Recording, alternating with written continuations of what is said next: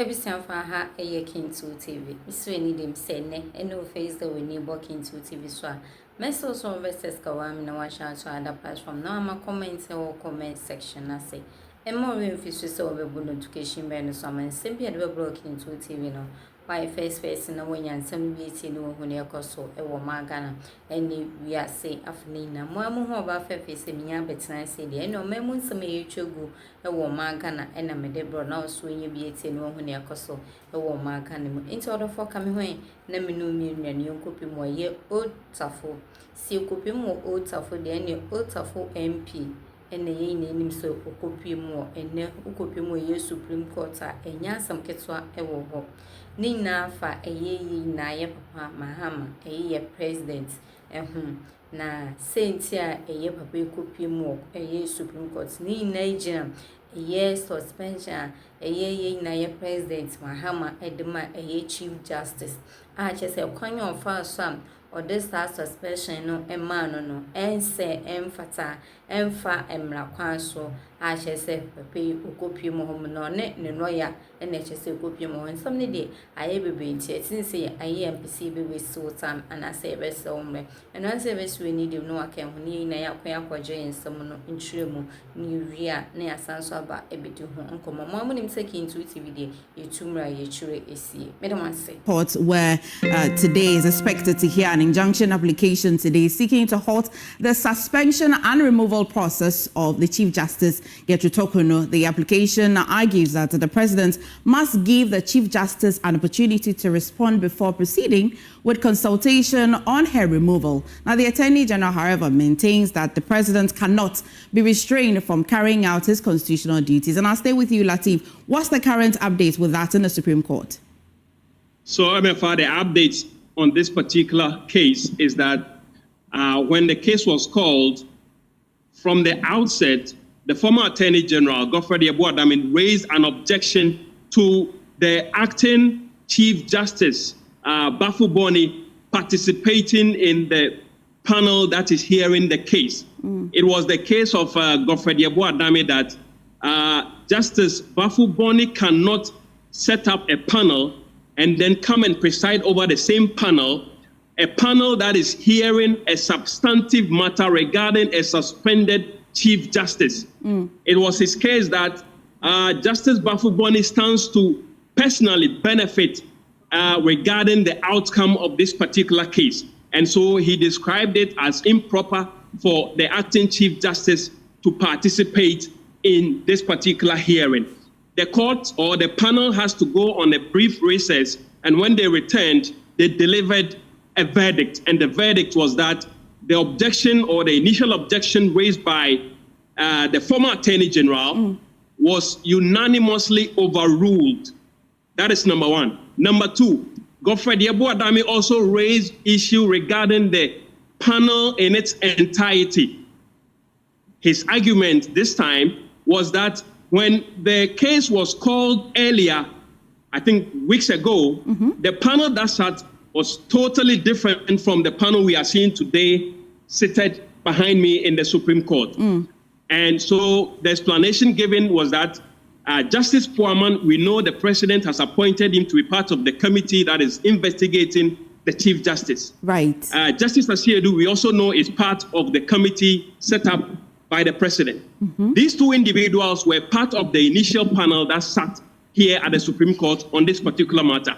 So we heard Justice Amadou Tanko put a question to Godfrey Adame that would he be comfortable to see Justice Puaman today sitting on the panel? Would he be happy seeing Justice Asiedu today sitting on the panel, knowing very well that the two of them have been appointed by the president to be part of the committee that is investigating the matter in itself? Then he watered his position down, and so that objection was also overruled. Number three, which is substantive, is that Godfrey Adame has now withdrawn the initial application that sought to injunct the president from forwarding or from beginning the processes of hearing the matter involving the petitions that are coming. And so he wanted, or his client wanted to injunct the president from carrying out the processes. today in court, Godfred Yeboah Dame has withdrawn that particular application, and the Supreme Court had taken a clue from that and declared that it's been withdrawn and struck out. That is an explanation I need to give further. That the initial application by Asafwa to injunct President Mahama from going ahead with the processes, the procedure to suspend the Chief Justice, to potentially remove her from office, that application has been withdrawn by Godfred Yeboah Dame, and the court, the Supreme Court, has taken a clue from that and has ruled that that application has been withdrawn and struck out. What is being heard right now in the Supreme Court is the suspension of the Chief Justice itself. That is the substantive matter that is being heard. Godfred Yeboah Dame has made a submission. His submission is that right from the outset, the president committed a constitutional violation when he failed to inform the Chief Justice or the suspended Chief Justice, Gettu Tokonu, about the two petitions he had received. He said failure by the president to do that constitutes an egregious constitutional violation, and so that cannot be remedied. That is the idea or the position of Godfred Yeboah Dame, that once the violation has taken place, it cannot be remedied. And so he wants the court to declare the processes so far null and void. The Deputy Attorney General, Justice Shremsai, as we speak, is on his feet making his own submission in the Supreme Court, countering the argument or the submissions by Godfred Yeboah Dame. In his case, there has not been any constitutional breach, and even if that happened, it's been remedied. And let's just bring in this context, because the panel in itself engaged on the point that the panel engaged Godfred Yeboah Dame for a very long time. They needed him to explain to them the level of the breach that had taken place. In fact, one of the justices kept insisting and asking Godfred Yeboah Dame to point the panel to the part of the Article 146 of the Constitution that stipulates clearly that this is the timeline within which the president is expected to notify the Chief Justice that I have received a petition asking for your removal from office. That question was posed to Godfred Yeboah Dame, I think about 5 times, that point us to that provision in the Constitution that says that the president has to notify the Chief Justice on day 1 or on day 2 of receiving the said petition. Point us to that provision. Godfred Yeboah Dame was unable to point to any provision that stipulates timeline within which the president is supposed to notify the Chief Justice when he receives a petition asking for the removal of the Chief Justice. That is absent in the provision. And so they made it clear to the Attorney General that indeed, once he is unable to point the panel to that provision, then the argument of an egregious constitutional violation by the president is a bit problematic. 2, the panel also make the argument that what Godfred Yeboah Dame and his client are asking the court to do is to injunct the president from performing an executive function, a constitutional duty. And the Constitution in itself also frowns on that you cannot enjoin someone from executing a constitutional duty. And so the case, the argument is being made by Justice Shremsai. We are missing out on that. We don't know his submissions to countering I will let you go back into the court so that you can get the update on that. And maybe when you come back in our subsequent bulletins, you can give us an update on the cocaine bust as well that's supposed to be heard at the circuit court today. Yeah, it's been adjourned to tomorrow at 10 a.m. because some applications were not made as expected. Right. Thank you. Thank you. Charles Bisu has been granted a 200,000 Ghana cedis court bail with 2 sureties, one to be justified. The accused person has also been ordered to submit his passport to the court registrar and report to the OSP once every month. His accomplice, Thomas Owusu, has also been granted same bail conditions. Mr. Bisu is accused of receiving bribes and accepted gifts as a public officer to bypass illegal requirements for mining license approvals. Let's get some details from our legal affairs correspondent, Lateef Bisu, who joins me now. Lateef, what's the current update? We know that, yes, he's been granted a bail, but what has happened so far?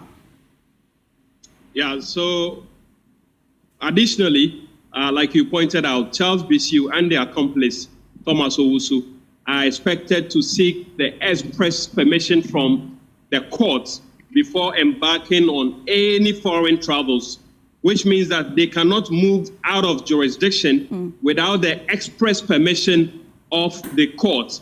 As we speak, Charles Bisu and his accomplice are on a frantic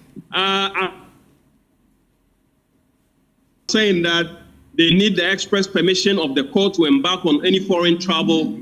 And so as we speak, Charles Bisu and Thomas Owusu are on a frantic adventure to secure or execute this particular bail conditions. And this is not a mean job. They have to go to this landed property in Accra, verify that indeed these landed properties exist, and then the evaluation will take place to make sure that it meets a certain amount before Charles Bisu and his accomplice are granted this particular bail. As we speak now, they are to be in the custody of the Office of the Special Prosecutor.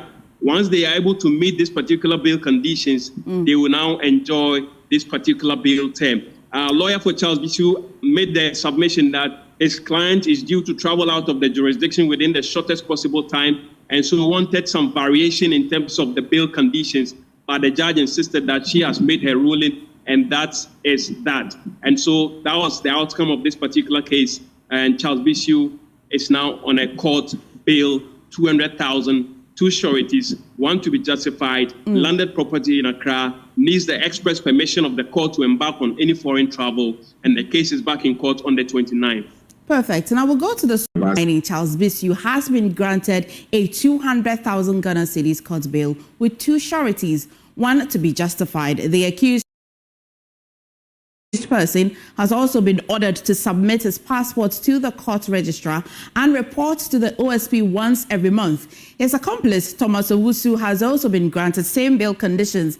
Mr. Bisu is accused of receiving bribes and accepted gifts as a public officer to bypass illegal requirements for mining license approvals. Let's get some details from our legal affairs correspondent, Lateef Bisu, who joins me now. Lateef, what's the current update? We know that, yes, he's been granted a bail, but what has happened so far?